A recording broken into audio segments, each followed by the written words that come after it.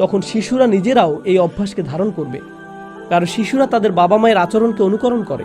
আর এটা হবে আপনার করার সবচেয়ে সফল কাজ, কারণ যদি আপনি আপনার সন্তানকে নিয়মতান্ত্রিক প্রাতিষ্ঠানিক ইসলামী শিক্ষা প্রদান করেন, তা আপনি অবশ্যই করতে পারেন, কিন্তু তারপর যখন জ্ঞান অর্জন শেষ হয়ে যাবে তখন এর সমাপ্তি ঘটবে।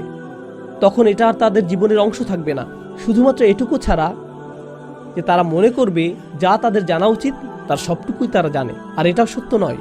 যদি তারা ইসলাম সম্পর্কে প্রচুর জেনেও থাকে, মানসিকভাবে এবং নিউরোলজিক্যাল দৃষ্টিকোণ থেকে তাদের মস্তিষ্ক এখনও যথেষ্ট পরিপক্কতা অর্জন করেনি যা তারা শিখেছে তার পরিপূর্ণভাবে উপলব্ধি করার জন্য।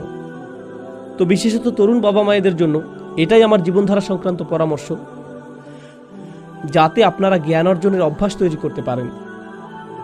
তখন আপনাদের সন্তানেরা গড়ে উঠবে আপনাকে জ্ঞান চর্চারত অবস্থায় দেখতে দেখতে।